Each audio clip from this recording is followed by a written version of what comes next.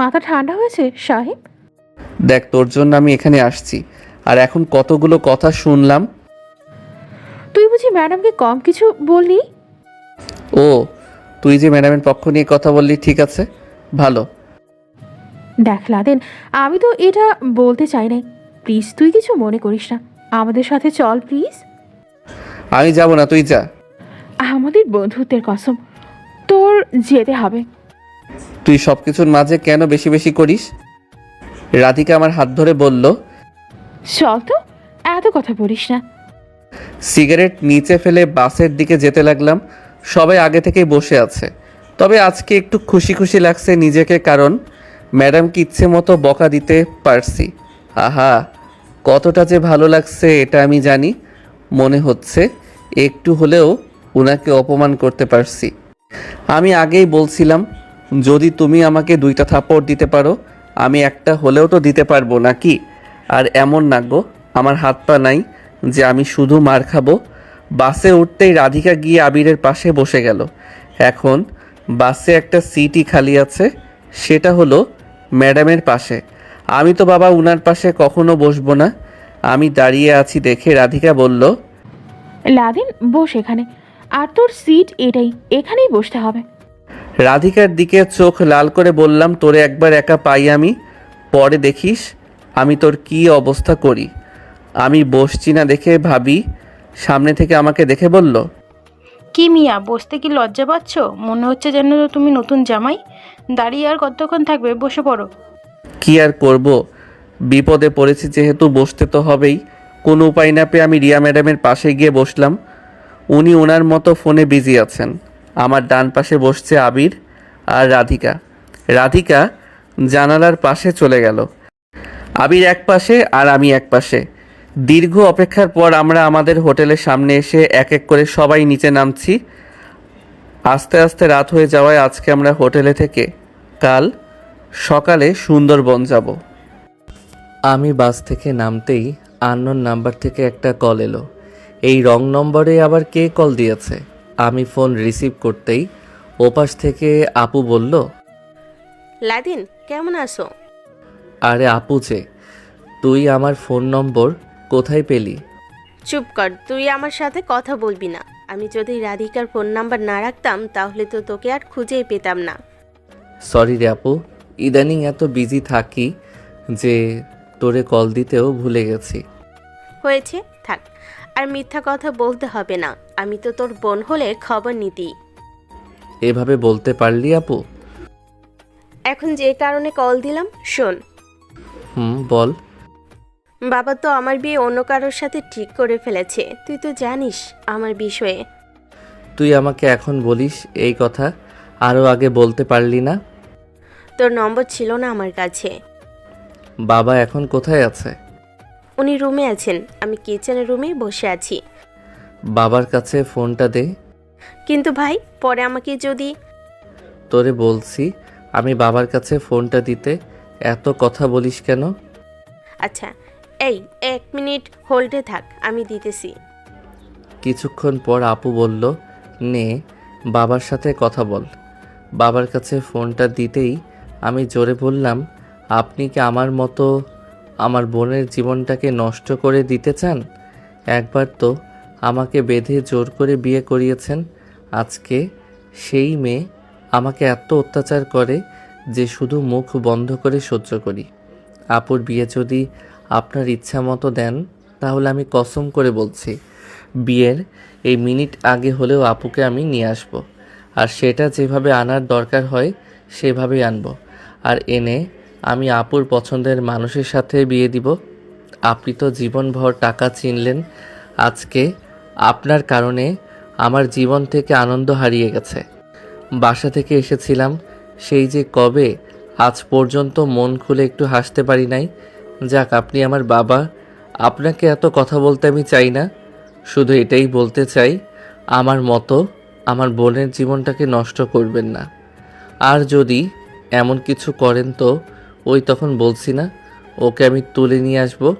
সত্যি সত্যি পরে এমন কিছু করব, এই বলে দিলাম। ভালো থাকবেন আর সুস্থ থাকবেন। বাই। এই কথা বলে আমি কল কেটে দিলাম। এতক্ষণ সবাই যে আমার কথা শুনছিল আমি বুঝতে পারি নাই।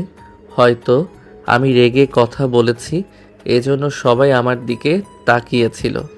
রাধিকা দূর থেকেই বলল, লাদেন, কোনো সমস্যা হয়েছে কি? না তেমন কিছু হয় নাই, ওই পারিবারিক ঝামেলা। রাধিকা আমার সামনে এসে বলল, এইসব নিয়ে চিন্তা করিস না, এখন চল হোটেলে যাই, দেরি হয়ে যাচ্ছে। রে চল, এমনিই খুব ক্ষুধা লাগছে। আমরা সবাই মিলে হোটেলে চলে গেলাম। আমাদের 5 জনকে একটা রুম দিল, আর আমাদের পাশের রুমটা রিয়া ম্যাডাম আর রাধিকার।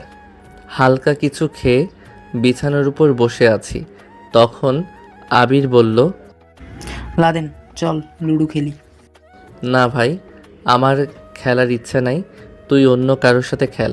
আর আমি একটু বাইরে গেলাম, ঠিক আছে? এখানে আমার ভালো লাগছে না। এই কথা বলে আমি রুম থেকে বের হয়ে গেলাম। আমাদের রুমের সামনে সুইমিং পুল আছে, ওখানে গেলাম। এর মাঝে আপু আবার কল দিল। আমি ফোন রিসিভ করে বললাম, আপু বল।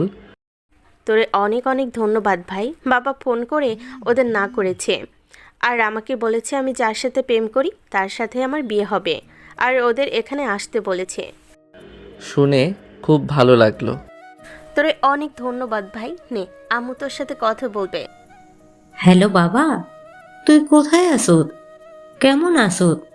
ঠিক মতো খাওয়া দাওয়া করিস তো? আমাদের খোঁজ খবর কি একটুও নেওয়ার প্রয়োজন মনে করিস নাই? নিজেকে খুব বড় মনে করিস না?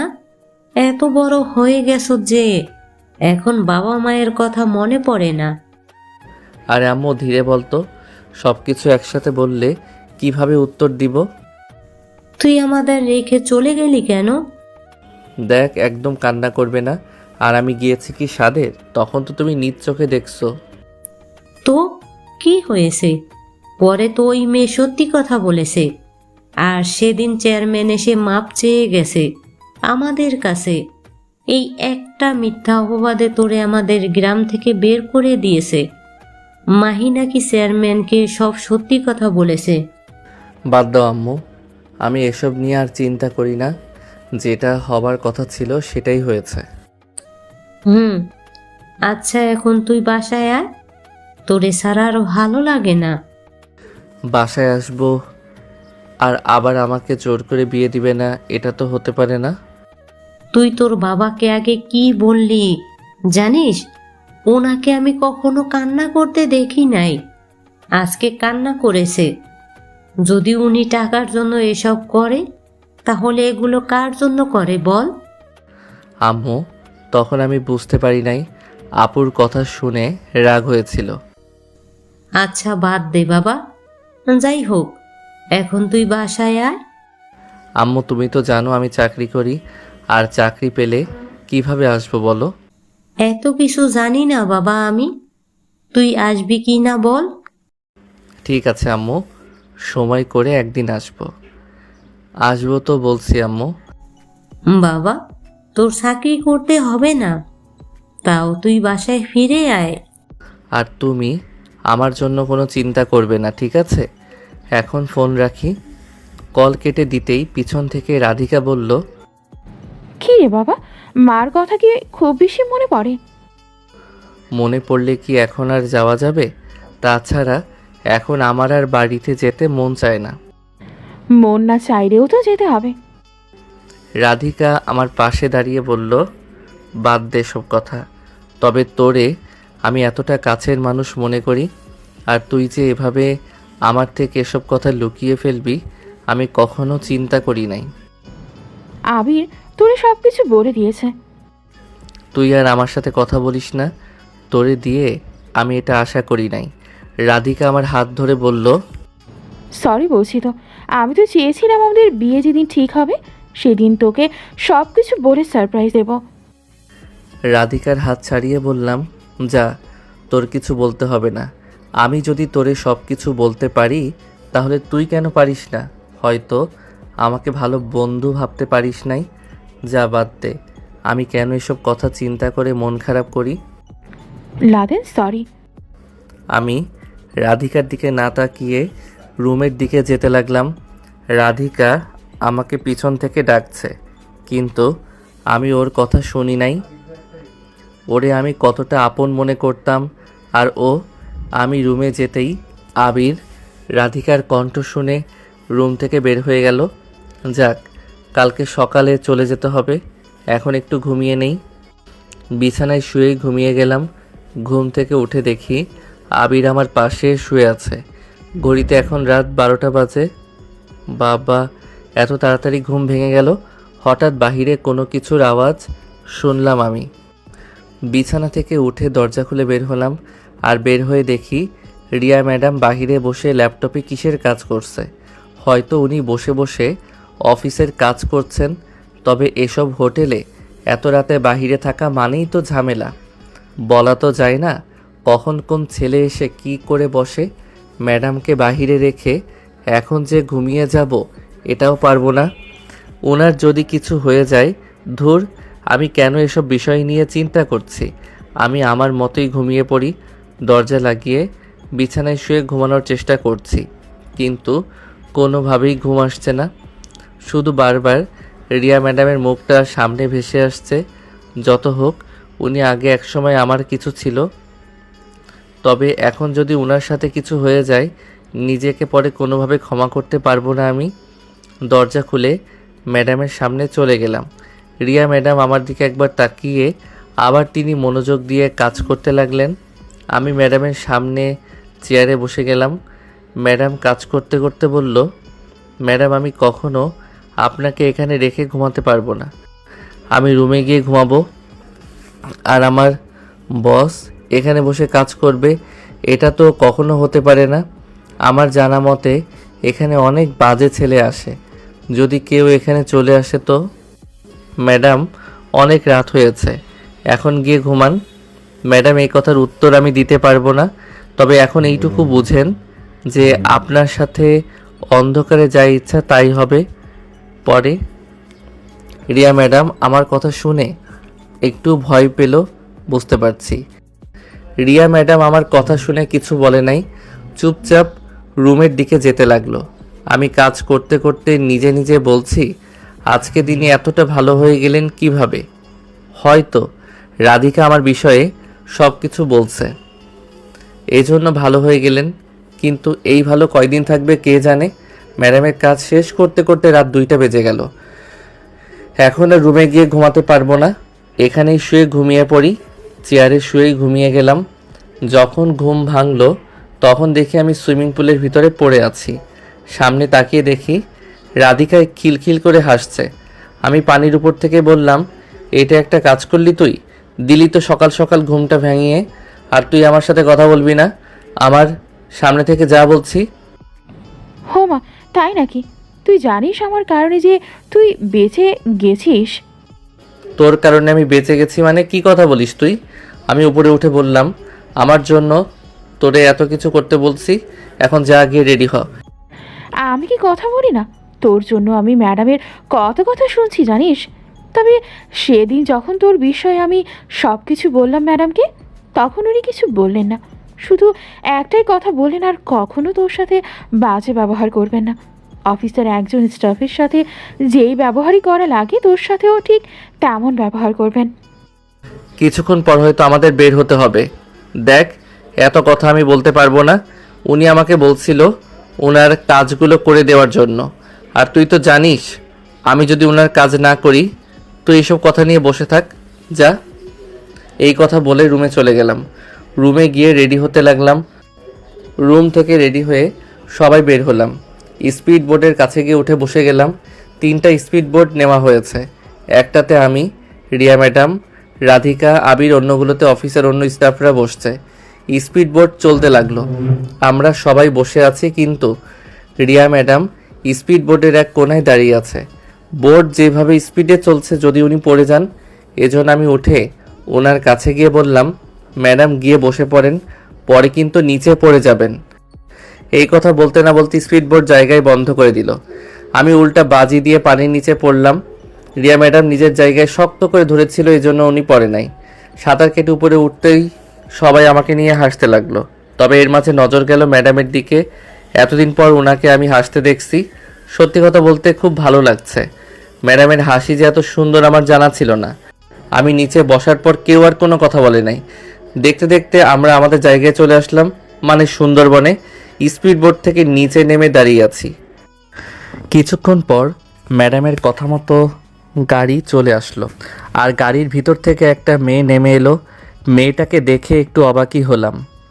মেয়েটার হাতে আবার একটা ফুল আছে, তবে মেয়েটাকে দেখে মনে হচ্ছে হয়তো কোনো গায়ে হলুদের অনুষ্ঠান থেকে ফিরে এসেছে, কারণ মেয়েটা হলুদ শাড়ি পরেছে, তবে মুখে কোনো মেকআপ দেয় নাই মনে হচ্ছে। ঠোঁটে হালকা পাতলা লিপস্টিক দিয়েছে। মেয়েটা আমাদের সামনে এসেই বলল, আপনাদের মাঝে বসকে? রিয়া ম্যাডাম এগিয়ে বলল। বলেন কি বলবেন। রিয়া ম্যাডামের হাতে মেয়েটা ফুলগুলো দিয়ে বলল, ম্যাডাম, এগুলো আপনার জন্য। আর এখানে হয়তো অনেকক্ষণ দাঁড়িয়ে আছেন, এই জন্য সরি। আসলে আমাদের মালিক যিনি, তিনি দেশের বাইরে গিয়েছেন বেড়াতে, এজন্য একটু সমস্যা হয়েছে। কিছু আবার মনে করবেন না, চলেন এখন। রিয়া ম্যাডাম মেয়েটার কথা মতো গাড়ির দিকে হেঁটে যেতে লাগলো। হঠাৎ মেয়েটা আমার দিকে কেমন যেন অদ্ভুত দৃষ্টিতে তাকালো।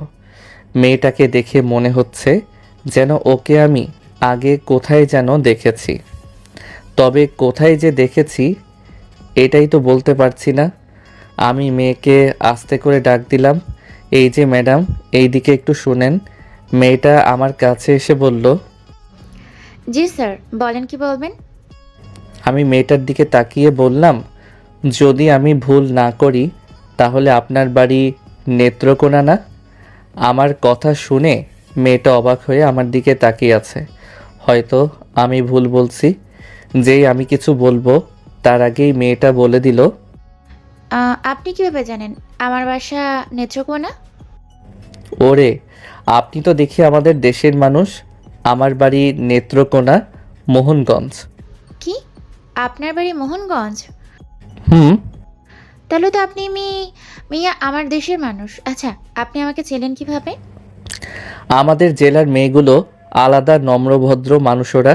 ওরা এমনভাবে শরীরে কাপড় পরে, শরীরের কোনো অংশ দেখা যায় না।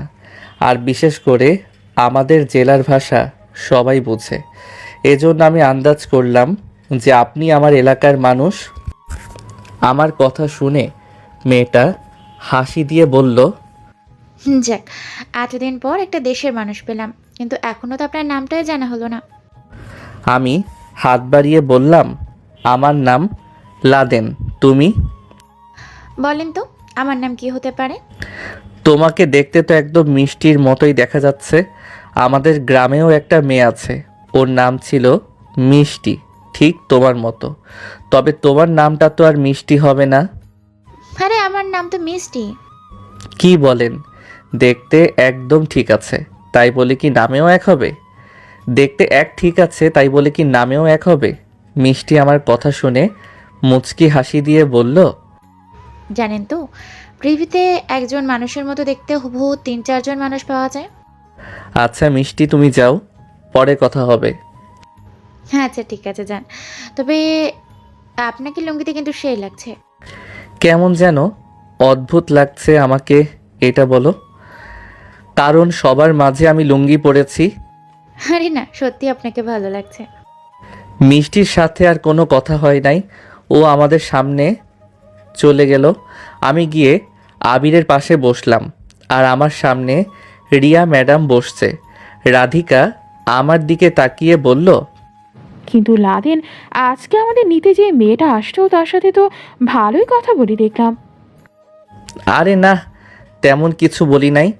আর ও আমাদের দেশের মানুষ, মানে আমার দেশি, এজন্য একটু কথা বলছি। আমার কথা শুনে রিয়া ম্যাডাম বলল, এখানে আসছো ঘোরার জন্য, আর আমি মনে করি বাইরের কোনো মানুষের সাথে কথা না বলাই ভালো হবে। ম্যাডাম, আমি তো বাহিরের কোনো মানুষের সাথে কথা বলি নাই। কি বলছো না বলছো সব তো আমি জানি, এত কথা বলো কেন? আমি কি নিজ চোখে দেখি নাই? আমি চাই সবাই যেন নিরাপদ থাকে, এই জন্য বাহিরের কোনো মানুষের সাথে কথা বলবে না। আমি যেন পরের বার আর না দেখি। রিয়া ম্যাডামের কথা শুনে মন খারাপ করে বললাম, ঠিক আছে ম্যাডাম, আর বলবো না। এই কথা বলে চুপচাপ বসে আছি।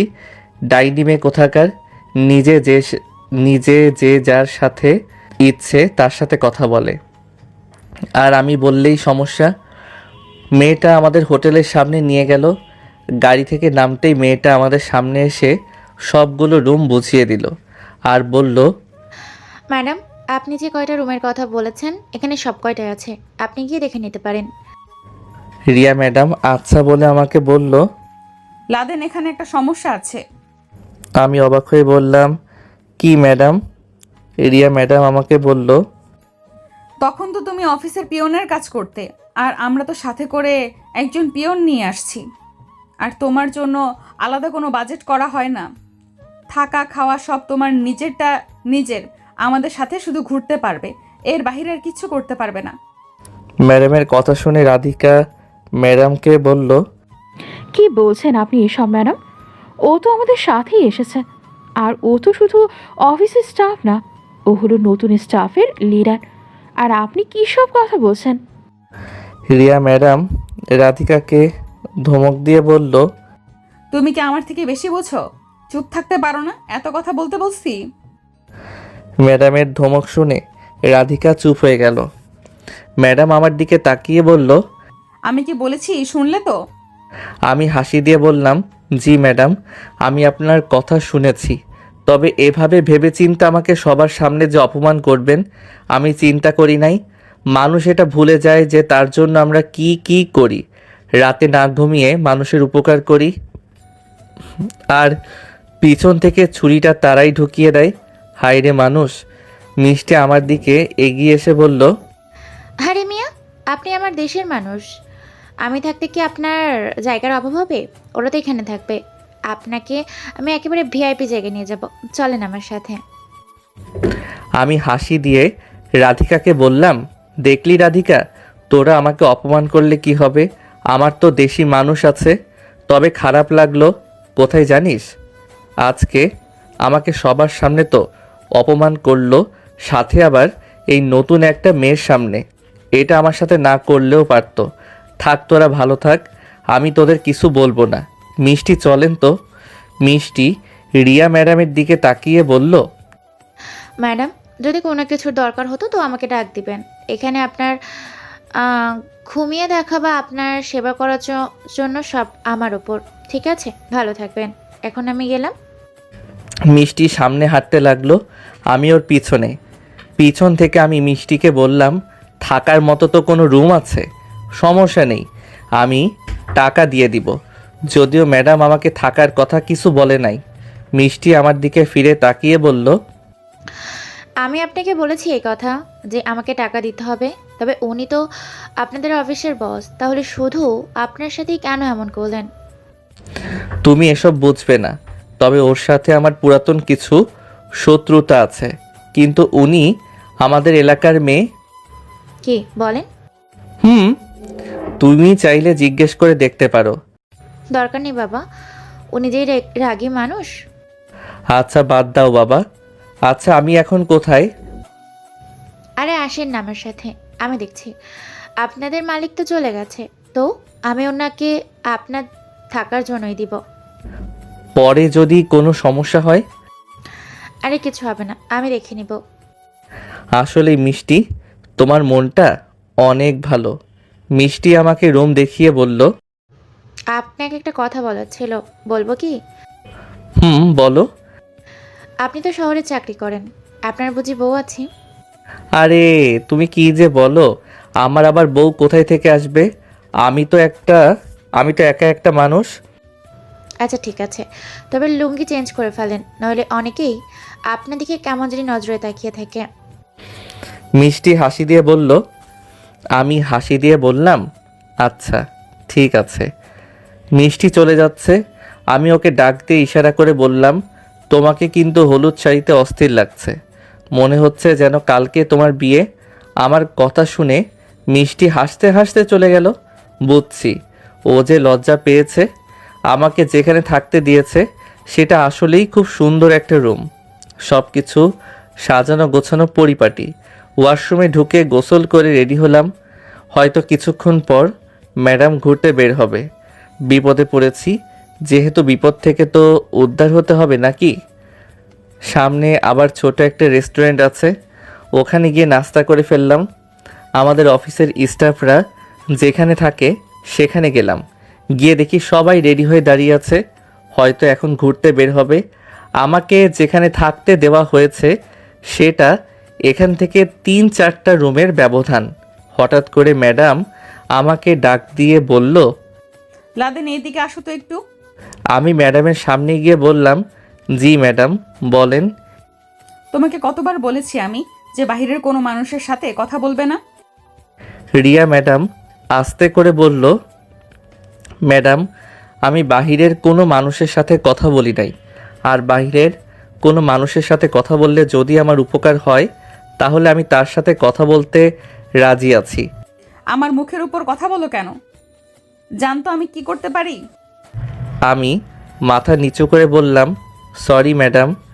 রিয়া ম্যাডাম আবার বলল, তা তোমাকে বুঝি ওর সাথে থাকতে বলেছে?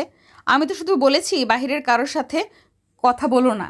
এখন দেখি থাকার কথা শুরু করে দিয়েছো। ছি ছি, তোমাকে কি বলবো, লজ্জা শরম কিছুই নেই। একটা মেয়েকে বোকা পেয়ে তার সাথে থাকা শুরু করে দিয়েছো। এখানে আসছো কি নষ্টামি করার জন্য? ম্যাডাম মুখ সামলে কথা বলবেন কিন্তু। আমি কি মুখ সামলে কথা বলবো? যা সত্যি তাই বললাম। আমি সরাসরি রিয়া ম্যাডামের গলায় হাত দিয়ে চেপে ধরে বললাম, এই মুখ সামলে কথা বল, এটা তোর অফিস না যে তুই যা ইচ্ছে তাই বলবি আর আমি চুপ করে শুনবো। এখানে তুই যে আমার কি করতে পারবি আমার জানা আছে। তুই জানিস আমি ওর সাথে থাকা শুরু করে দিয়েছি। আরে ও কি তোর মতো নষ্ট মেয়ে রে? ও তো আমাকে ওর মালিকের রুমে থাকার জন্য দিয়েছে। তুই এত বড় কথা আমাকে কিভাবে বললি? হ্যাঁ, তোরে তো আজকে আমি। সবাই মিলে আমাকে ম্যাডামের থেকে দূরে নিয়ে আসলো। ম্যাডাম আমার কাছ থেকে ছাড়া পেয়ে বলল, তোরে আমি এখনই পুলিশে দেব। আমিও চিৎকার দিয়ে বললাম, তোর কোন পুলিশ দাদাকে বলবি বল আসতে, আর তুই যদি আমাকে পুলিশের হাতে তুলে দিতে পারিস তো দে। তোরে তো আমি। রাধিকা আমাকে ধরে দূরে নিয়ে আসলো। আমাকে দূরে নিয়ে এসে রাধিকা বলল, তোর জন্য আমি কত কিছু করেছি জানিস। অফিসে তো অপমান সহ্য করতে, এখানে আমরা ঘুরতে এসেছি। তুই কি চাস তোর জন্য সবাই বাসায় ফিরে চলে যাক? সরি বইন, আমাকে মাফ কর, আমার ভুল হয়ে গেছে। তোরা আনন্দ কর, আমি চলে যাব। দেখ, আমি তোর এটা বলি নাই, আমি বলছি একটু চুপ থাকতে পারিস না? কিভাবে চুপ থাকবো তুই বল। উনি আমার সাথে কি কি করছেন, আর ওই মেয়েটাকে এসব কথা বলতে পারবো? ও তো আমার ভালোর জন্য আমাকে নিয়ে গেছে, আর ও যদি এসব শুনে। রাধিকা আমার 2 গালে হাত দিয়ে চেপে ধরে বলল, লাদেন আমার কথা শোন। বল। মাথা ঠান্ডা হয়েছে? তুই বল। দেখ, আমি তোর জন্য ম্যাডামের মুখ থেকে কত কথা শুনছি। ওনাকে সব কিছু বলছি আমি তোর সম্পর্কে। সব শুনে উনি মন খারাপ করেছে। আজকে হয়তো তোরে বলছে বাহিরের কারোর সাথে কথা না বলতে। ঠিক আছে, তুই বলবি না। এখানে আমরা ঘুরতে এসেছি, ঝগড়া করে লাভ আছে বল? দেখ আমি কোনো ঝগড়া করি নাই। ম্যাডাম আমাকে উল্টাপাল্টা কথা বলে কেন? তুই যে ওনার গলায় হাত দিয়ে চেপে ধরি, এখন যদি উনি পুলিশকে জানায় তোর কি হবে জানিস তো? রাধিকার কথা শুনে আমি হাসতে হাসতে বললাম, আমার আবার কি হবে রে? আর তোর কি মনে হয় পুলিশ আমাকে ধরে নিয়ে যাবে? এখনও 6 মাস হয় নাই। এখনও উনি আমার বিয়ে করা বউ আছে, হয়তো এক্স বউ, কিন্তু বউ তো। ওকে যদি আমি গাছের সাথেও বেঁধে পিটাই তাও কেউ কিছু বলতে পারবে না। আচ্ছা ভাই, বুঝলাম, তবে শোন আমি কি বলি। বল। এখানে সবাই ঘুরতে এসেছে, এখন তুই কি চাস তোর জন্য সবাই ফিরে যাক? তুই আমার ফ্রেন্ড হয়ে আমাকে মিন করে এই কথাটা বললি, খুব কষ্ট লাগলো। এতদিন তো তুই কোনো কথা বলিস নাই। তোর জন্য আমি ম্যাডামের কত বকা শুনছি। আমি চাই যে উনি তোর সাথে ভালো ব্যবহার করুক। আজকে তোরে যদি আমার সামনে বকা দেয় তাহলে আমার ভালো লাগবে বুঝি? আমার কি খারাপ লাগে না তুই বল? আজকে আমার জন্য তুই সব কিছু সহ্য করবি, এখানে আমরা ঘুরতে এসেছি, প্লিজ তোরা কোনো ঝামেলা করিস না। আমি মাথা নিচু করে বললাম, সবাই ভালো থাকুন দিন শেষে। ঠিক আছে যা, তুই তো এটাই চাস যে আমি কোনো কথা পর্যন্ত বলবো না। তুই বললি আমি তোর কথা রাখবো না, এমন তো হতে পারে না। তবে একটা কথা জানিস রাধিকা, সবাই নিজেকে নিয়েই বিজি। তবে কষ্ট লাগে এই জায়গায়, কাছের মানুষগুলোর জন্য এত কিছু করি আর ওরা আমার সাথে। রাধিকা আমার হাত চেপে ধরে বলল, মন খারাপ করিস না, আমি আছি না তোর সাথে। আর ম্যাডাম তোর সাথে বাজে কিছু করবে না দেখিস। তবে তুই কিছু উল্টাপাল্টা কিছু করিস না তো। আচ্ছা ঠিক আছে। রাধিকা আমার হাত ধরে বলল, তাহলে চল গিয়ে দেখি ম্যাডাম কি করছে। রাধিকা আমার হাত ধরে রিয়া ম্যাডামের সামনে নিয়ে গেল। তবে ভাবি এতক্ষণ হয়তো রিয়া ম্যাডামকে সব কিছু বুঝিয়েছে।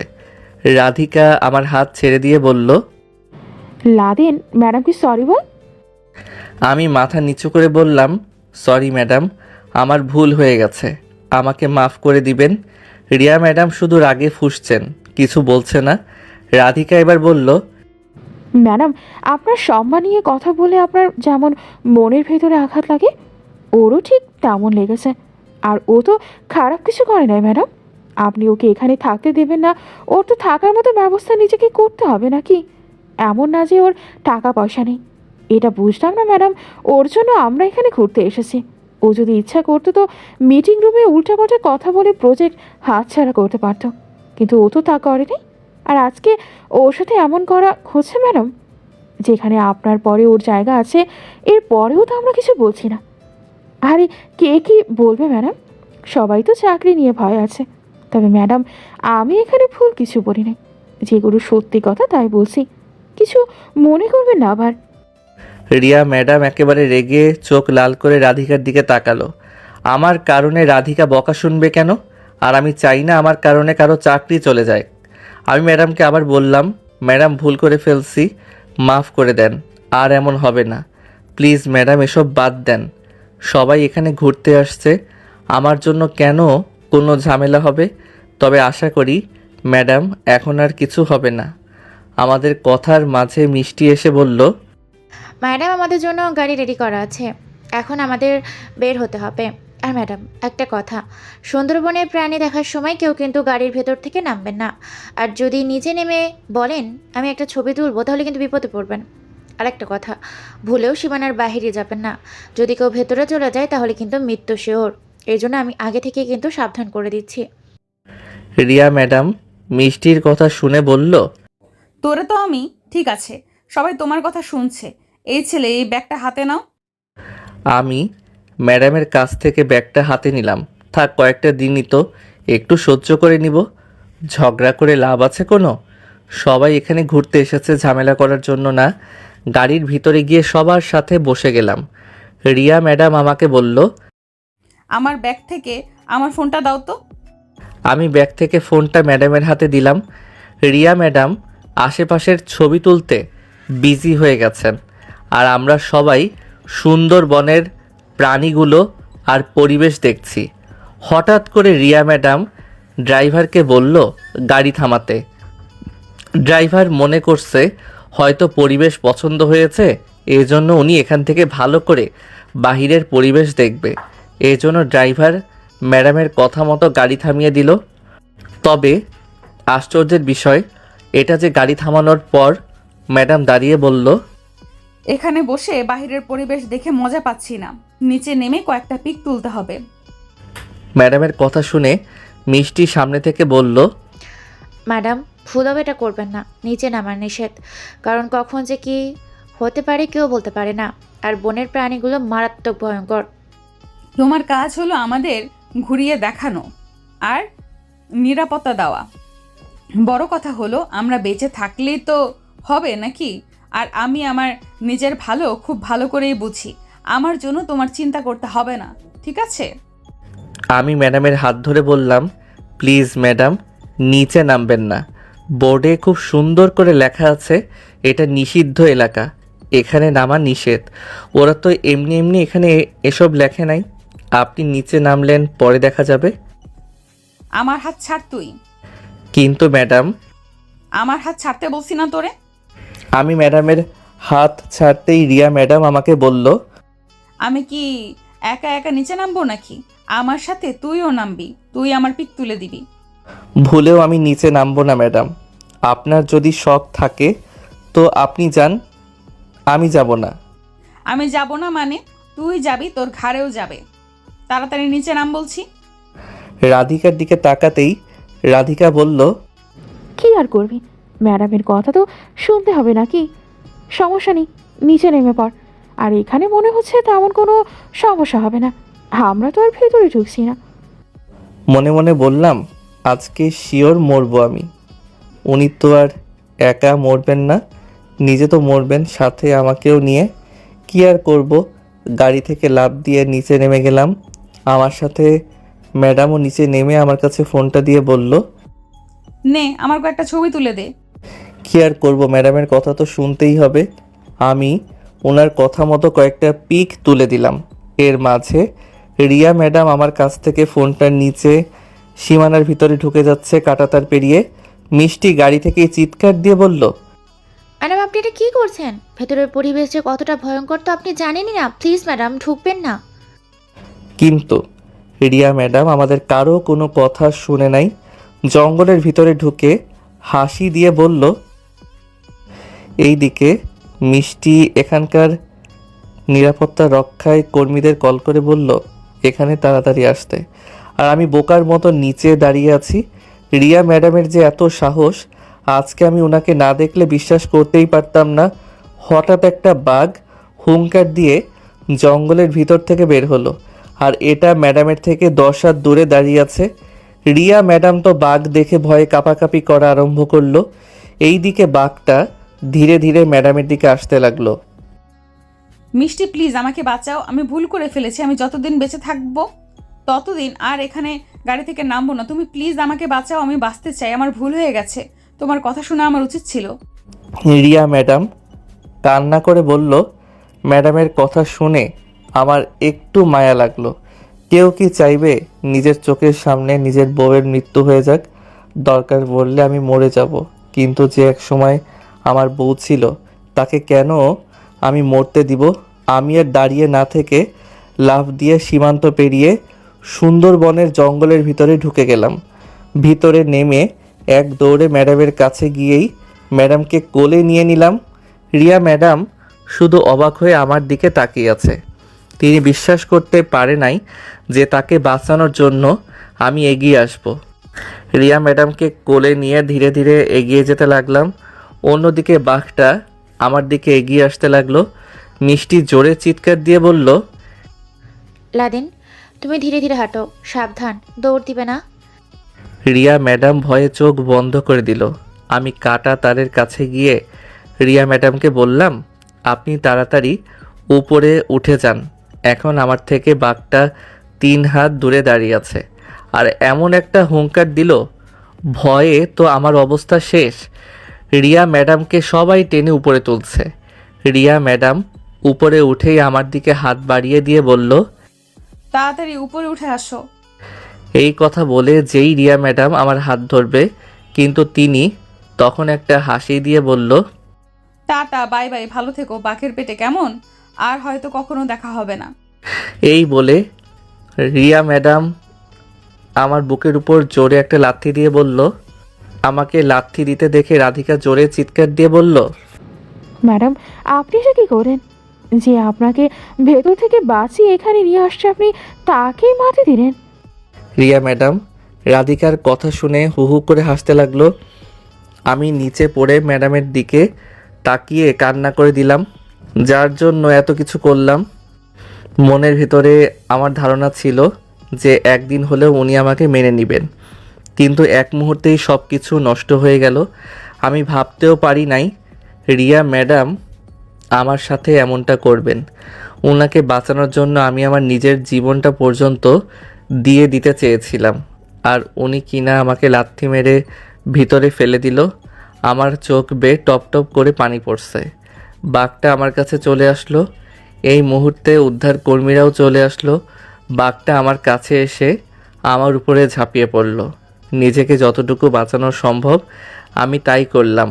আমার ডান হাতের উপর নখ দিয়ে জোরে আঁচড় দিয়েছে, যার কারণে হাত থেকে রক্ত বের হচ্ছে। উদ্ধারকর্মীরা কি যেন যন্ত্র নিয়ে ভিতরে ঢুকে গেল, আর বাঘের দিকে মাংস ছিটিয়ে দিতেই বাঘ ওটা খেতে বিজি হয়ে গেল।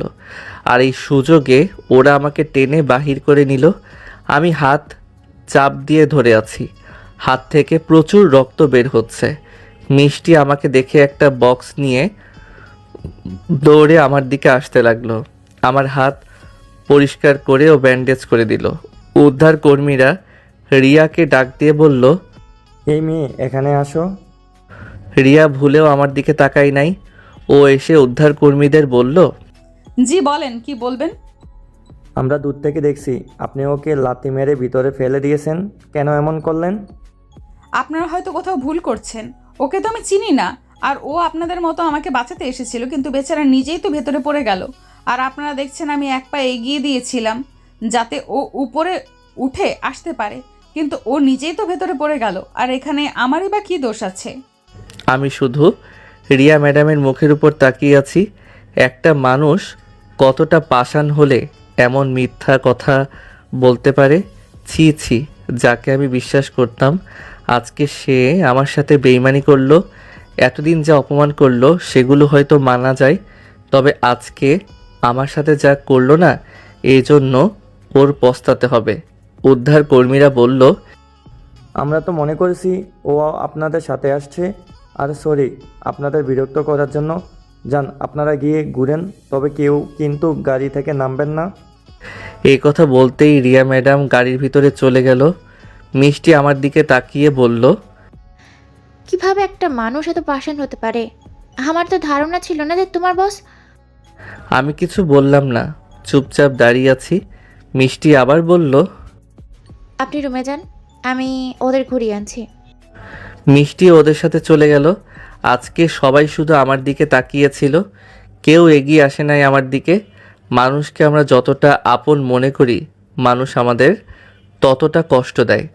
একজন উদ্ধারকর্মী আমাকে বলল, স্যার, আপনার সাহসের প্রশংসা করতে হয়। একটা মেয়ে আপনার জন্য বেঁচে গেল। আর এখানে ঘোরার সময় সাবধান থাকবেন। এখন চলেন, আপনাকে আমরা আপনার বাসায় পৌঁছে দেই। উদ্ধারকর্মীরা আমাকে আমার রুমের সামনে দিয়ে গেল। আমি রুমের সামনে গিয়ে চুপচাপ নিচে বসে কান্না করতে লাগলাম। আজকে আমি নিজের মনকে মানাতে পারছি না, যার জন্য এত কিছু করলাম। আজকে সে আমাকে পিছনে ছুরি ঢুকিয়ে দিল। আমি তো ওনাকে বাঁচাতে ঝাঁপিয়ে পড়েছিলাম, কিন্তু উনি কিভাবে আমার বুকে লাথি দিতে পারলো, কিভাবে আমাকে বাঘের মুখে লাথি মেরে ফেলে দিল। আমি চিন্তাও করতে পারছি না উনি আমার সাথে কিভাবে এমনটা করতে পারলেন।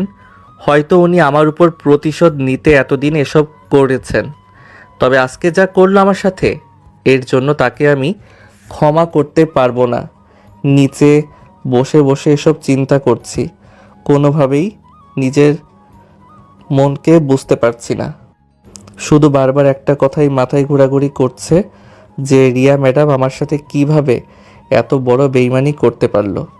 আজকে তো আমি না থাকলে উনি মারাও যেতে পারতেন। অফিসের তো কত স্টাফ ছিল, কেউ তো আর তার দিকে এগিয়ে গেল না। আমি গিয়েছিলাম ভালো মন নিয়ে, ভাবছিলাম যাই হোক, উনি তো একসময় আমার বউ ছিলেন, ওনাকে বাঁচানো আমার কর্তব্য ছিল। কিন্তু উনি আমাকে উল্টা লাথি মেরে ফেলে দিলেন। আমি আমার মনকে কোনোভাবে মানাতে পারছি না। কিছুক্ষণ বসে থাকার পর হঠাৎ করে গাড়ির শব্দ শুনলাম। হয়তো সবাই চলে আসছে, আর ওরা সবাই গাড়ি থেকে নেমেই আমার দিকে এগিয়ে আসতে লাগলো। সবার আগে মিষ্টি আমার সামনে দৌড়ে এসে বলল, আপনি ঠিক আছেন তো দেশি? মিষ্টির হাত ধরে আমি উপরে উঠলাম। অফিসের সবাই আমার দিকে তাকিয়ে আছে। আমি রাধিকার দিকে তাকিয়ে বললাম, এই না হলে আমাদের বন্ধুত্ব? হ্যাঁ, খুব হাসি পায়। রিয়া ম্যাডাম আমাকে দেখে হাসতে হাসতে ভিতর থেকে আমার দিকে এগিয়ে এসে বলল, ইস, আজকে কি ভুলটাই না করলাম। হ্যাঁ, আমি রেগে রিয়া ম্যাডামকে বললাম, এই শালি, তুই আমার সাথে কথা বলবি না? মা, তাই নাকি? আমি তো তোরা মারার জন্য নিচে ফেলেছিলাম, কিন্তু কিভাবে যে তুই বেঁচে গেলি এটাই বুঝলাম না। আমি রিয়া ম্যাডামের কথা শুনে হাত শক্ত করে মুঠি দিয়ে বলল, হালির বাচ্চা হালি, তোরে আমার দেখার আছে। 2 টাকা নষ্টা মারানি তোর যে আমি কি অবস্থা করব এর কোনো হিসাব নাই। আমি কসম করে বলছি, তোরে আমি আমার পায়ের নিচে রাখবো। এমন এক সময় আসবে আমার পা ধরে তুই কান্না করবি, আর যদি এটা না করতে পারি তখন তোর আমাকে মারতে হবে না, আমি নিজে নিজে আত্মহত্যা করব। কিন্তু 2 টাকার নষ্টা মেয়েকে আমার দেখার আছে। আমার কথা শুনে আবির এগিয়ে এসে বলল, তুই আর যাই কিছু বল, কিন্তু ম্যাডামকে নিয়ে উল্টাপাল্টা কথা বলবি না। উনি আমাদের অফিসের বস, তুই ওনাকে উল্টাপাল্টা কথা বলবি আর আমরা ছেড়ে দিব, বুঝি তরে? এমনি তো রাগে শরীর ফেটে যাচ্ছে, কিছু করতে পারছি না। এর মাঝে আবার আবির এগিয়ে আসলো, তাও আবার রিয়া ম্যাডামের হয়ে কথা বলছে। রাগে চোখ লাল করে বললাম, কুত্তার বাচ্চা, এখান থেকে দূরে যা, নইলে খুব খারাপ হবে কিন্তু। আবির আমার গলায় হাত দিয়ে চেপে ধরে বলল, কি রে, তুই কুত্তার বাচ্চা কাকে বলিস? রাস্তার ছেলে কোথাকার। শরীরে যত জোর ছিল সবটা দিয়ে দিলাম আবিরকে একটা লাথিকে আবির দূরে ছিটকে পড়ল। আবির উঠে যেই আমার দিকে আসবে তখন রাধিকা সহ কয়েকজন ওকে ধরে ফেলল। আমি রিয়া ম্যাডামের দিকে তাকিয়ে চিৎকার দিয়ে বললাম, তোরে আমি খাইছি। আর আবির কি বলল তোরে? আমি তোর সাথে উল্টাপাল্টা কিছু বলতে পারবো না, তুই তো এখনও আমার বউ, তোরে তো সত্য মতে এখনও ডিভোর্স দেওয়া হয় নাই। আজকে তোরে আমি মেরে কি অবস্থা করি দেখ। এমন কোন বাপের বেড়া আছে যে আমাকে আটকে দেখাবে? ডাক দে, আমার বউকে আমি মারবো, দেখি কোন শালা কি বলে। প্যান্ট থেকে বেল্ট খুলে দিলাম রিয়া ম্যাডামের গায়ে বসিয়ে। উনি চিৎকার দিয়ে বলল, ও মাগো। যেই আবার আরেকটা আঘাত করব তখন মিষ্টি আমাকে পিছন থেকে জড়িয়ে ধরে আটকিয়ে বলল, লাদেন প্লিজ, এখানে কোনো ঝামেলা করবে না। এর ভিতরে নিরাপদ কর্মীরা চলে আসলো। ওরা আসতেই রিয়া ম্যাডাম কান্না করতে করতে ইচ্ছে মতো আমার বিরুদ্ধে যা বলার বলতে লাগলো। শেষে ওরা এসে আমাকে বলল, জানেন তো অচেনা মেয়ের গায়ে হাত দেওয়ার কী অপরাধ হতে পারে? তাও আবার বেল্ট খুলে আঘাত করেছ। এখন জেলে বসে বসে জেলের ভাত খেতে পারবে। আমি বোকা সুরে হাসি দিয়ে বললাম, তাই নাকি? আপনারা আমাকে জেলে নিয়ে যাবেন? এতই সহজ? 1 মিনিট দাঁড়ান। আমি ফোনটা বের করে আপুকে কল দিলাম। আপু ফোন রিসিভ করে বলল, লাদেন বল। আপুর বাবার কাছে ফোনটা দে তো। কি করবি? আমি রেগে বললাম, বাবার কাছে ফোন দিতে বলছি, তুই বাবার কাছে ফোন দে। এত কথা বলিস কেন? আপু আর কিছু বলে নাই ভয়ে। ওপাশ থেকে বাবা বলল, হ্যালো লাদেন। বাবা, আমার আর রিয়ার বিয়ের কাগজগুলো তোমার কাছে না? ওগুলোর একটা পিক তুলে দাও। রিয়া কে বাবা? তোমার লন্ডনী বৌমা।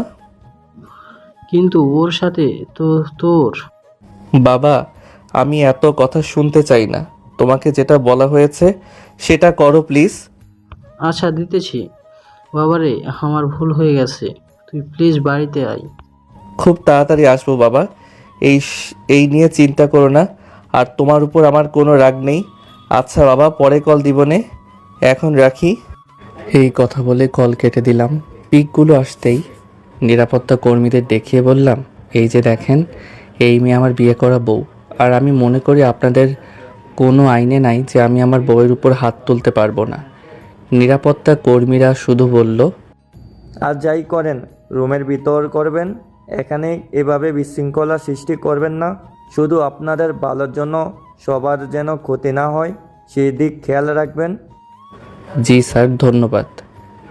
ওরা চলে যেতেই রিয়া কাঁধে হাত দিয়ে কান্না করতে করতে বলল, আমার বাবা পর্যন্ত কোনোদিন আমার গায়ে হাত তোলেনি, আর আজকে তুই আমাকে মারলি, আবার বউয়ের পরিচয় দেস আমাকে। তোরে আমি আজকে মারতে চেয়েছিলাম, কিন্তু পারি নাই।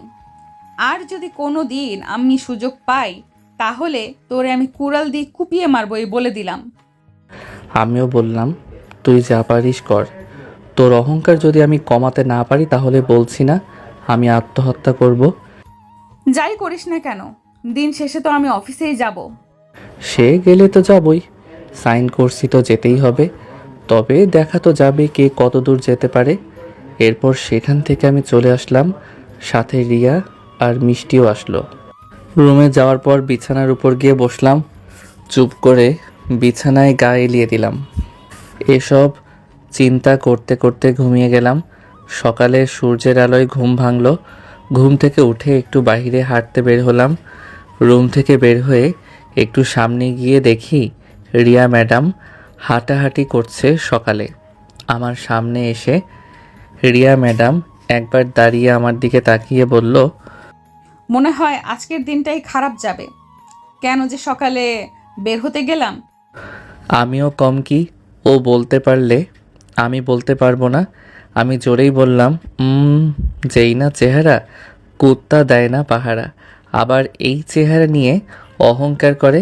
থাক থাক, এত কিছু বলে লাভ নেই, পরে আবার কান্না করে দিবে। কালকে এক আঘাতেই কেমন যেন কান্না করে দিব। আর একদিন যদি গাছের সাথে বেঁধে পিটাই তাহলে কি অবস্থা হবে। আমার তো মাঝে মাঝে খুব হাসি পায়। আমার কথা শুনে রিয়া ম্যাডাম জায়গায় দাঁড়িয়ে গেল, আমার দিকে তাকিয়ে বলল, কি রে, তুই আমাকে কথাগুলো বললি? আমি রিয়ার দিকে তাকিয়ে বললাম, এই মেয়ে তুই কে? তোরে তো আমি চিনলাম না। আর আমারে কি কুত্তা কামড় দিছে যে তোরে দেখে আমার এসব কথা বলতে হবে? আচ্ছা, আমি যে তোরে এত অপমান করি, এরপরও কিভাবে তুই আমার সামনে আসলি? তোর কি একটু লজ্জা শরম নাই? ছেলে মানুষের আবার কিসের লজ্জা? আমরা তো চাইলে প্যান্ট খুলে আন্ডার প্যান্ট পরে ঘুরতে পারি, কে কি বলবে? আমরা চাইলে যা করতে পারবো, তোর মতো মেয়েরা কি তাই পারবে রে? কিছু কিছু মানুষ নিজেকে আবার অফিসের বস দাবি করে।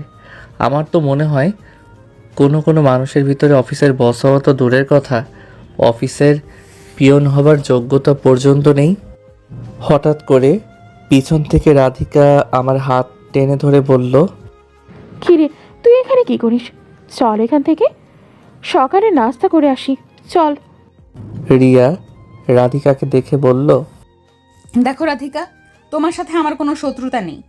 আর তুমি আমাদের সাথে এসেছো, আমাদের সাথেই যাবে।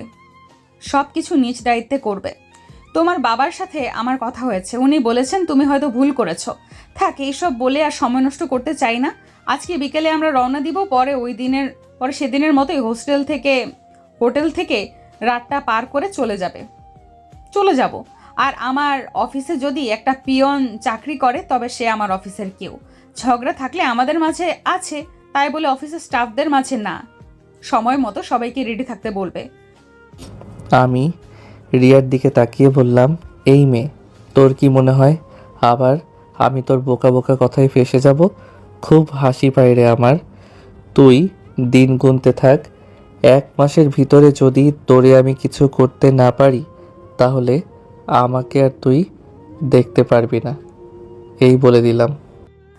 ও তাই নাকি? আরে 1 মাসে কে কি করতে পারে যা তোরে আমি 3 মাসের সময় দিলাম।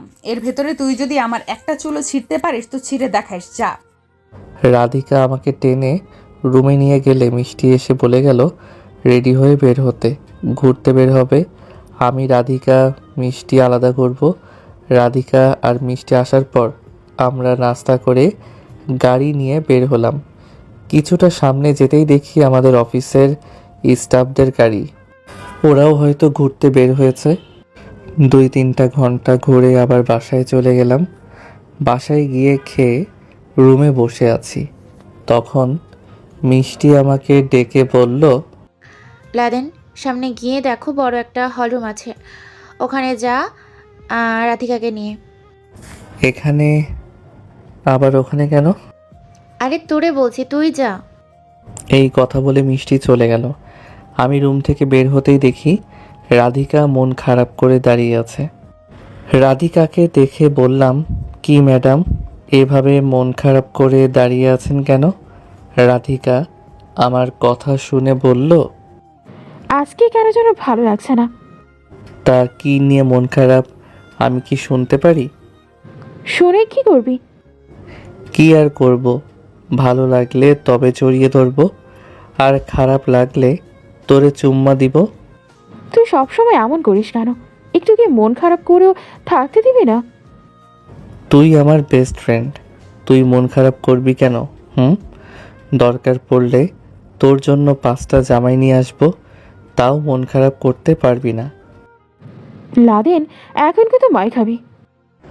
দেখি তোর কেমন সাহস, আমাকে মারবি, মেরে দেখা তো। যা, তোর সাথে আমি আর কথাই বলবো না। এবার সিরিয়াস হয়ে আমি রাধিকার পাশে দাঁড়িয়ে বললাম, আবিরের জন্য মন খারাপ? আরে না, আবিরের জন্য না। এতদিন ধরে বাবা মাকে দেখতে পারছি না। তুই তো এতদিন কথা বলিস নাই। আমি তো এখানে আসছি থেকেই বাবা মায়ের সাথে কথা বলতে পারি নাই। এখান থেকে গিয়ে তোদের গ্রামে বেড়াতে যাব, যাবি না আমাকে নিয়ে? রাধিকা আর আমি হল রুমের দিকে যেতে লাগলাম।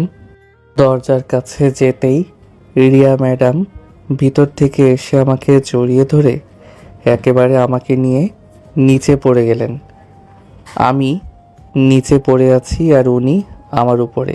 রিয়া ম্যাডামের দিকে তাকাতেই তার চোখের উপর আমার নজর গেল। রিয়া ম্যাডাম এক দৃষ্টিতে আমার দিকে তাকিয়ে আছে। আমি চোখ দিয়ে ইশারা করে বললাম, আমার উপর থেকে উঠেন প্লিজ। রিয়া ম্যাডাম আমার কথা শুনে লজ্জা পেয়ে আমার উপর থেকে উঠে গেল। এই প্রথম আমি আজকে রিয়া ম্যাডামকে লজ্জা পেতে দেখলাম। আমি উপরে উঠেই রিয়া ম্যাডামকে বললাম, একটু দেখে শুনে চলাচল করবেন। যদি মরার এতই শখ থাকে তো রাধিকাকে বলবেন ও আমার খাবারের সাথে বিষ মিশিয়ে দিবে, পরে আমি এমনি মারা যাব। রাধিকা আমার পিঠে চিমটি দিয়ে বলল, তুই এভাবে বলি কেন? আমি কি তোরে মারতে পারবো বল? তোর জন্য আমি এত কিছু করলাম, আর আজকে তুই আমাকে এই কথাগুলো বলতে পারি? আমি রাধিকার গাল টেনে বললাম, সরি বেবি, আমার ভুল হয়ে গেছে, আমাকে মাফ করে দেন। রিয়া আমার সামনে থেকে সরে বলল, তোমরা তো নাটক করতে পারো। আর যাই হোক, হাঁটাচলা করার সময় একটু চোখ কান খোলা রাখবে, যাতে একজনের কারণে আরেকজনের কোনো ক্ষতি না হয়। কিরে রাধিকা, তোর ম্যাডাম কি এই কথাগুলো আমাকে বলল? তাকে বল আমাকে কিছু শেখাতে হবে না, আমি সব কিছু বুঝি। রিয়া মুখ বাঁকিয়ে বাহিরে চলে গেল আর আমরা ভিতরে চলে গেলাম। ভিতরে গিয়ে দেখি সবাই বসে আছে। আমরা গিয়ে এক কোণায় চুপ করে বসলাম। সবাইকে একসাথে দেখে বললাম, এখানে কি হতে যাচ্ছে এটাই তো বুঝতে পারছি না। রাধিকা সামনে তাকিয়ে বলল, আমি কি করে বলবো এখানে কি হতে যাচ্ছে? আজকে সবাই একসাথে, কাহিনী কি? আমার মনে হয় কি জানিস, আজ বিকেলে তো আমরা সবাই চলে যাব। এই জন্য হয়তো মিষ্টি আমাদের জন্য কোনো অনুষ্ঠান রাখবে। দেখি ও কি করে। ধীরে ধীরে সবাই চলে আসলো। মিষ্টি সবার সামনে গিয়ে মাইকে বলতে লাগলো, আমার যদি বড় কোনো ফ্যামিলি পেয়ে থাকি তাহলে সবসময় আমরা এই অনুষ্ঠান করে থাকি।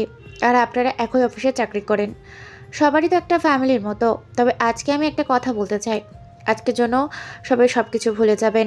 অতীতকে কার সাথে ঝগড়া করেছিল বা করেছে এগুলো কিছুক্ষণের জন্য ভুলে যাবেন, ঠিক আছে? এখন আমরা আমাদের কাজ শুরু করি। মিষ্টি এই কথা বলে কলম দিয়ে কি জানি লিখতে লাগলো। কি জানি ও আজকে কি করবে, তবে দেখি ও কি করে। মিষ্টি আবার বলতে লাগলো, এখানে শুধু মেয়েদের হাতে একটা করে রাবার মার্বেল দেওয়া আছে। 5 জন করে ছেলে দাঁড়াবে আর মেয়েদের চোখ বেঁধে দেওয়া হবে। চোখ বেঁধে দেওয়ার পর ওরা রাবার মার্বেল ছেলেদের দিকে ছুঁড়ে মারবে। যার মার্বেল যার ওপর গিয়ে পড়বে সবে আজকে এই অনুষ্ঠানের কাপল সঙ্গী বা বলতে পারেন খেলার সঙ্গী। পরে তার সঙ্গীকে কোলে নিয়ে 5 রাউন্ড দৌড়াতে হবে। যে অনুষ্ঠানে প্রথম হবে তাকে একটা বই পুরস্কার দেওয়া হবে। এখন তাহলে অনুষ্ঠান শুরু করা যাক। মনে মনে বললাম, এই কাম সারছে, কেন যে এখানে আসতে গেলাম। কী সব ফালতু অনুষ্ঠানের প্রতিযোগিতা রাখছে ওরা। এগুলো কোনো অনুষ্ঠান হলো? বলবে কে কে নাচতে পারো, কে কে গান গাইতে পারো, এগুলো বললে না তো। কিন্তু এসব না করে দৌড় প্রতিযোগিতা শুরু করেছে। আমি এসব খেলতে পারবো না বাবা, এর থেকে বরং বসেই থাকি, এটাই ভালো। আমি চুপচাপ বসে আছি। রাধিকা আমার পাশ থেকে উঠে গেল।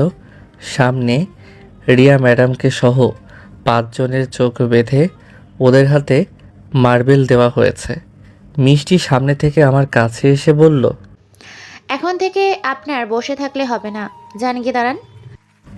আমি মিষ্টির দিকে তাকিয়ে বললাম, তোর অনুষ্ঠান তুই কর, এসবের প্রতিযোগিতার দরকার ছিল বলতো তুই? মিষ্টি আমার হাত ধরে টেনে তুলে বলল, দরকার নেই জানি, কিন্তু আমার এখানে কিছু করার নেই, আমাদের মালিকের অর্ডার আছে যে। আচ্ছা ঠিক আছে বুঝলাম, এখানে আমি ছাড়া আরও অনেক ছেলে আছে, দেখ তুই ওদের নিয়ে দাঁড় করা। আরে বাবা, হবে না তো, লিস্টে প্রথমেই তার নাম আছে। নাম থাকলেই কি আমাকে যেতে হবে? আমার জায়গায় অন্য কাউকে নিয়ে নে। মিষ্টি আমার চোখের উপর মায়াবী দৃষ্টিতে তাকিয়ে বলল, আমি জানি তুই আমার মান সম্মান নষ্ট হতে দিবি না, আর আমার জন্য তো এটুকু করতেই পারি নাকি। আমি দাঁড়িয়ে বললাম, তো তুই চোখ বেঁধে দাঁড়িয়ে পড়, আমি তোরে কোলে নিয়ে দৌড় প্রতিযোগিতা দিব। আমার কথা শুনে মিষ্টি বলল, শক্ত ছিলি রে, কিন্তু আমি পারবো না, আমাদের না করেছে মালিক। আজকে আমাদের বস নাই দেখেই তো সব কিছু আমাকে করতে হচ্ছে। এখন কোনো সময় নষ্ট করিস না, চল তো। মিষ্টি আমাকে টেনে কয়েকটা ছেলের সাথে দাঁড় করিয়ে দিল।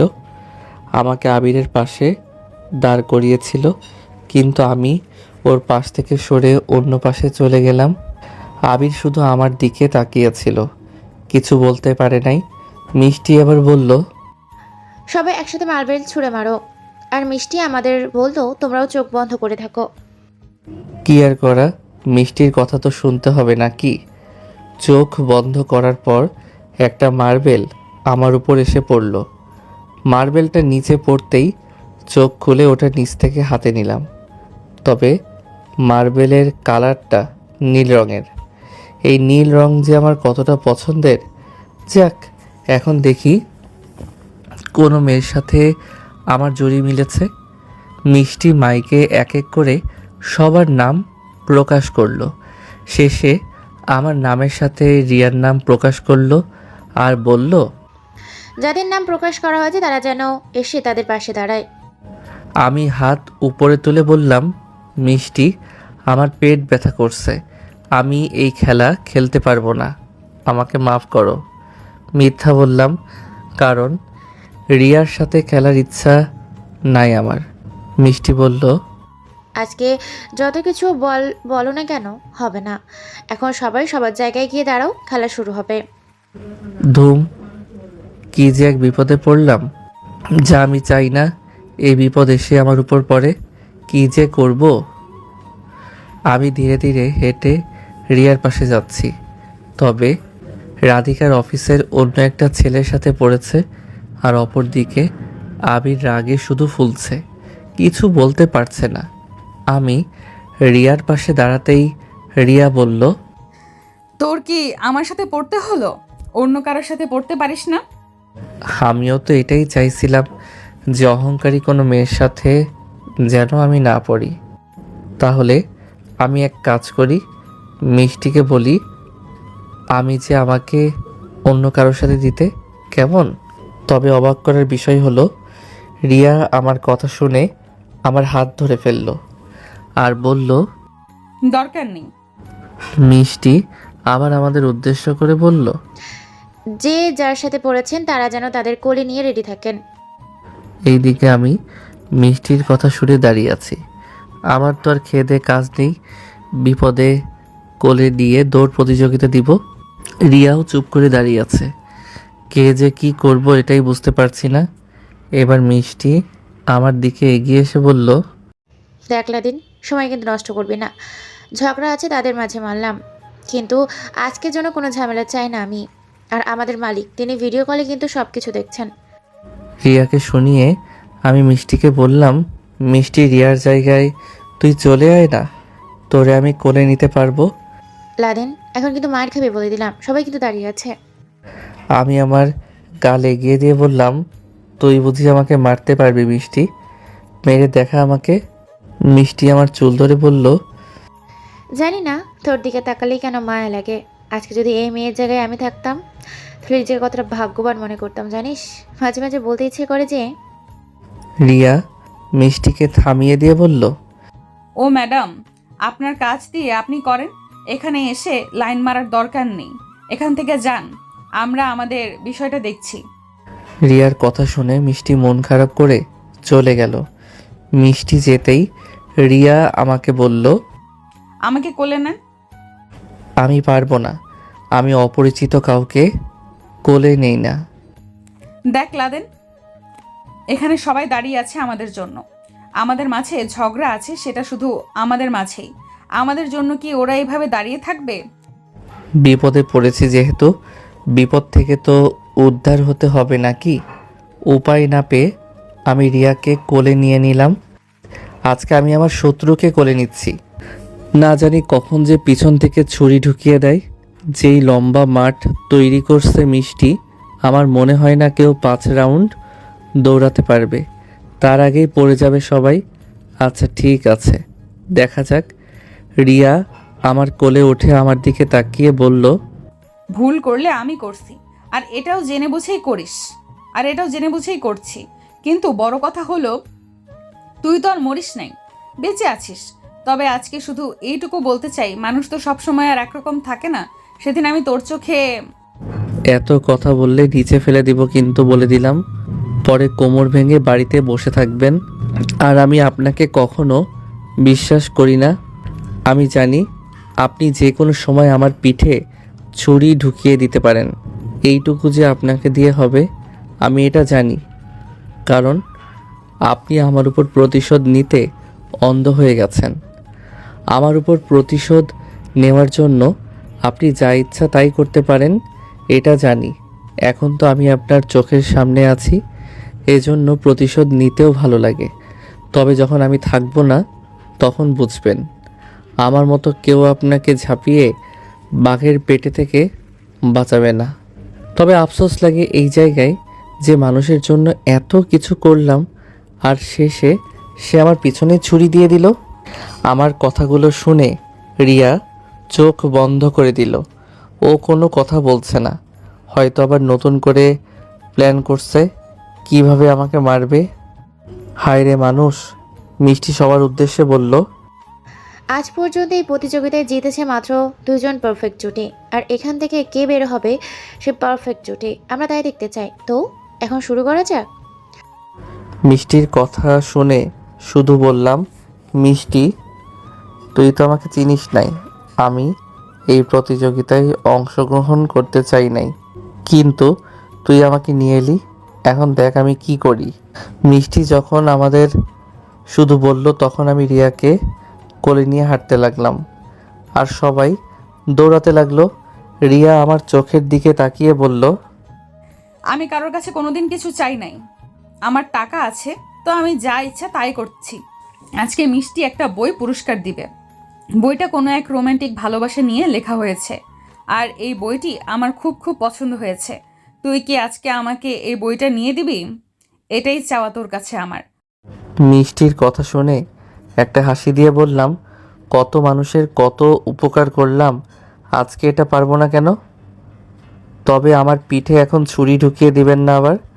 আগে দৌড়ে আপনাকে জয় করি। যখন দেখবেন আমি জয়ী হয়ে গেছি তখন ঢুকিয়ে দিয়েন। আমি জানি আপনি সাথে করে ছুরি নিয়ে আসছেন। এই কথা বলে রিয়াকে নিয়ে দৌড়াতে শুরু করলাম। আজকে যে করে হলেও হোক আমার এই অনুষ্ঠানে প্রথম হতে হবে। হয়তো রিয়া আমার উপর প্রতিশোধ নিবে, কিন্তু ও একটা বই চেয়েছে আমার কাছে। আমি কি এটা ওকে এনে দিতে পারবো? আমাদের কাছে কিছু নাই আর। আমাদের আবার মন ভালো ভাই, কেউ যদি মন খুলে আমার কাছে কিছু চায় আর সেটা যদি আমি দিতে পারি তাহলে সেই জিনিসটার জন্য নিজের জীবন পর্যন্ত দিয়ে দিব। দেখতে দেখতে 5 জনের ভিতরে 3 জন পড়ে গেল। এখন আবির আর শুধু আমি আছি। আবির আমার একটু আগেই এগিয়ে আছে, তবে আমি যে দৌড়াচ্ছি আমার শরীর থেকে ঘামের ফোঁটা রিয়ার উপর গিয়ে পড়ছে। কিন্তু আজকে উনি কিছু বলছেন না। সেদিন তো ওনার পাশে বসার জন্য আমাকে কত কথা শুনিয়ে দিলেন, আর আজকে উনি শুধু আমার দিকে অবাক হয়ে তাকিয়ে আছে। বুঝলাম না আজকে ওনার কি হয়েছে। শেষ রাউন্ড, আবির আমার থেকে এগিয়ে আছে। রিয়া ম্যাডাম এবার বলতে লাগলো, লাদেন, আমি জানি তুমি পারবে। আর মানুষ এমন কোনো কাজ নেই যে তার বউ যদি তার পাশে থাকে তাহলে সেটা সে কখনোই করতে পারবে না। রিয়ার এই কথাটা আমার কানের কাছে বাজতে লাগলো। ও বললটা কি? রিয়ার কথার ঠেলায় আমি আবিরকে পাশ কাটিয়ে আগে চলে গেলাম, আর ফার্স্ট হয়েও গেলাম আমি। রিয়াকে আমি কোলে থেকে নামিয়ে হাঁপাতে লাগলাম, আর আমার শরীর থেকে টপ টপ করে ঘামের ফোঁটা নিচে পড়ছে। হঠাৎ করে রিয়া ম্যাডাম উনি ওনার ওড়না নিয়ে আমার কপালের ঘাম মুছে দিতে লাগলো।